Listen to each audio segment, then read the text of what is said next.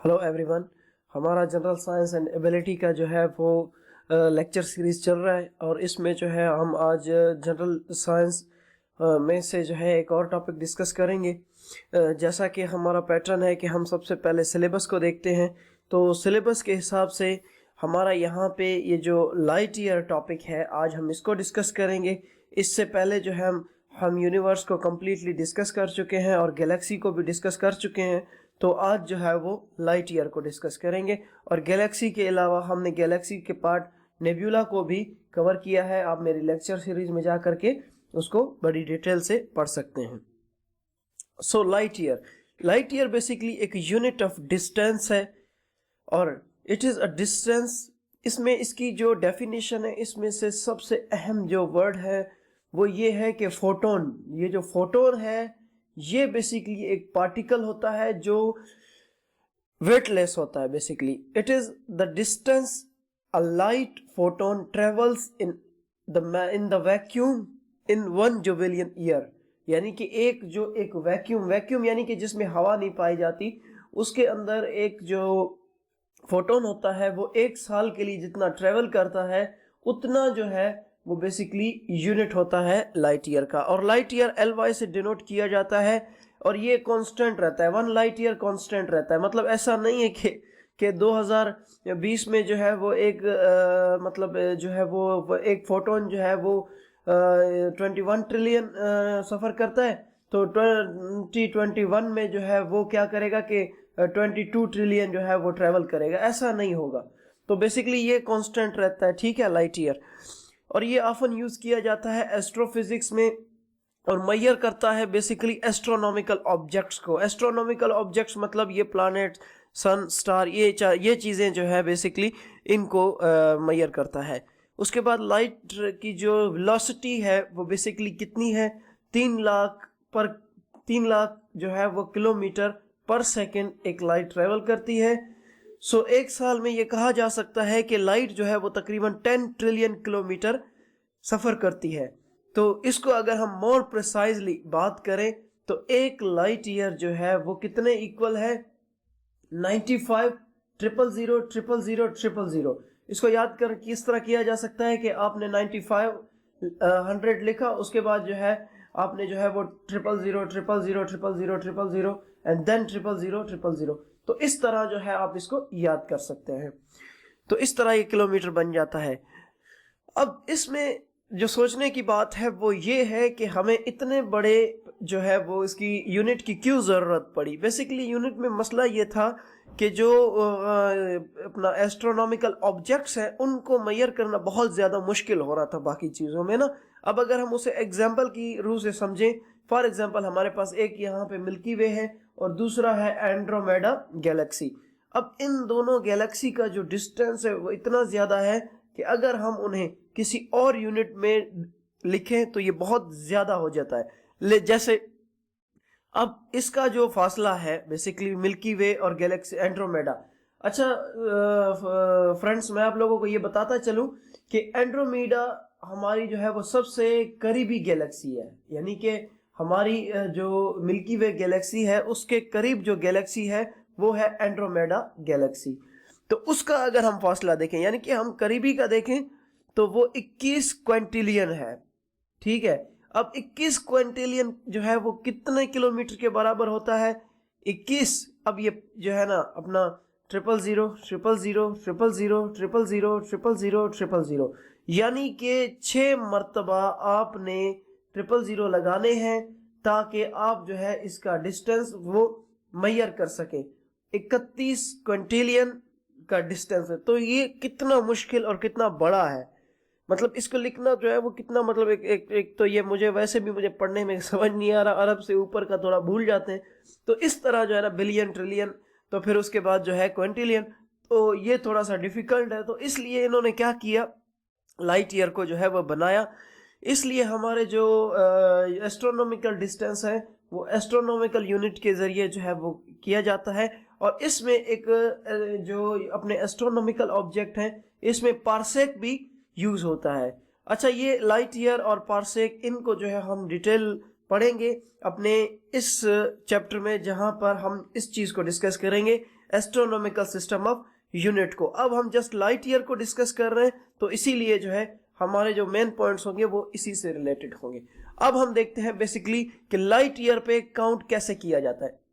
अब for example यहाँ पर जो है आपका एक ऑब्जेक्ट है, ठीक है, यहाँ पर जो है वो आपका यानी कि जो है ना वो पैमाना यहाँ पे है, और आपने जो है इस तरह ये लाइट डिस्टेंस को कवर करता है, तो इस तरह पता चलेगा कि आपका डिस्टेंस कितना है, ठीक है। तो हम उसको रेडियस के हिसाब से देखेंगे और हमें जो है वो एक अंदाजा हो जाएगा कि इसका जो है कितना डिस्टेंस है। और एस्ट्रोनॉमिकल यूनिट में इस तरह से कौन से दो यूनिट काम करते हैं, एक है पार्सेक, दूसरा है लाइट ईयर। अगर लाइट ईयर को अगर डिस्टेंस में एक्सप्लेन करना है तो यही पैटर्न है, और अगर पार्सेक को करना है तो उसका भी यही है। तो इस तरह जो है हम इनको मेजर करते हैं। अब लाइट ईयर को अगर हम कन्वर्ट करें किस में, फॉर एग्जांपल एक लाइट ईयर जो है बेसिकली किलोमीटर में अगर हम डिस्कस करें तो 9.4607 मल्टीप्लाइड बाय 10 की पावर 12। अब इतने किलोमीटर, अब इसको 10 के साथ मल्टीप्लाई करें तो कितना ज्यादा बन जाता है। उसके बाद दूसरे नंबर पर अगर हम लाइट को मेजर करें माइल्स के साथ, तो माइल्स में बन जाता है 5.88 10 की पावर 12। तो ये बेसिकली यहाँ पर भी 12 है, यहाँ पर भी 12 है, आप इसे इस तरह याद कर सकते हैं। और यहाँ पर जो है 5.88 है और 9.4607। तो इस तरह जो है आप इनको जो है वो याद करने का तरीका तो कोई नहीं है, बस इनको क्रैम ही करना पड़ेगा, तो ये बहुत आसानी से याद हो जाएंगे। उसके बाद अगर हम इसे एस्ट्रोनॉमिकल यूनिट में देखें तो एक लाइट ईयर कितने एस्ट्रोनॉमिकल यूनिट के बराबर है, 63241। इतने एस्ट्रोनॉमिकल यूनिट के ये बराबर है। अब अगर हम ये बात करें इस हिसाब से, तो एक जो सन है हमारे पास, केस स्टडी के तौर पे जो सन है वो कितने लाइट ईयर दूर है हमसे। बेसिकली इसका जो डिस्टेंस है वो है 149.6 मिलियन किलोमीटर, यानी कि 149.6 किलोमीटर जो है वो जमीन जो है वो सूरज से दूर है। तो उसके बाद अगर हम उसे मतलब अगर अप्रोक्सीमेट देखें तो लाइट ईयर में ये होगा 15.54795। तो इस तरह जो है ये लाइट ईयर में इसको जो है आप काउंट कर सकते हैं -6। तो ये बेसिकली एक डिस्टेंस है। उसके बाद तो हम ये फिर एस्टिमेट लगा सकते हैं कि सूरज और जमीन के बीच का जो डिस्टेंस है, ये डिस्टेंस एमसीक्यूज में भी पूछा जा सकता है, और जो है वैसे अगर लाइट ईयर पे जस्ट क्वेश्चन आता है तब तो ये चीज जरूर मेंशन करें, आपके मार्क्स को ऐड करेगी। अच्छा, मार्क्स लेने का एक ही तरीका है कि स्टैटिक नॉलेज साइंस में जितना आप दे सकते हैं रेलेवेंट आप दे, तो आपके मार्क्स बढ़ने के चांसेस ज्यादा होते हैं। एक स्टैटिक नॉलेज आप जितना दे सकते हैं दे, और दूसरा डायग्राम, ये दोनों चीजें जो है वो आपको इसमें जो है बहुत ज्यादा हेल्प आउट करते हैं। अब speed of light and other celestial bodies, अगर हम स्पीड ऑफ लाइट के हिसाब से दूसरे सेलेस्टियल बॉडीज को देखें तो अर्थ से जो जमीन पर लाइट है वो 1.29 मिनट में पहुंचती है, यानी कि कितनी देर में पहुंचती है, एटलीस्ट जो है ना 1.29 सेकंड में चांद की जो रोशनी है वो जमीन पर पहुंचती है, और सूरज की रोशनी जमीन पर 8 मिनट में पहुंचती है, और जो मार्स है उसकी जो लाइट है वो पहुंचती है 12.7 मिनट में।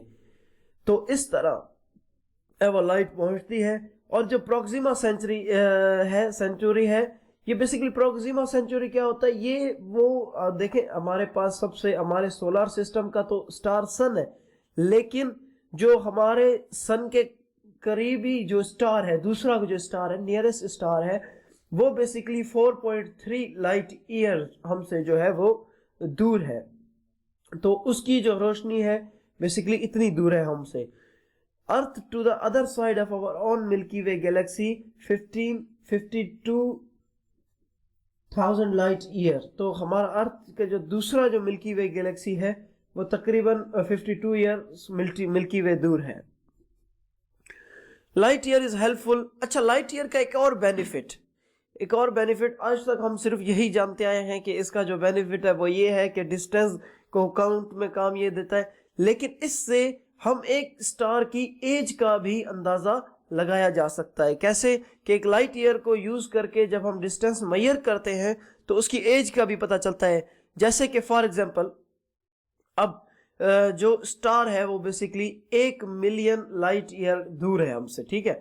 तो the light from the star has travelled at the speed of light to reach us. अब लाइट जो है वो अपनी रफ्तार के हिसाब से हमारे पास ट्रेवल करती है।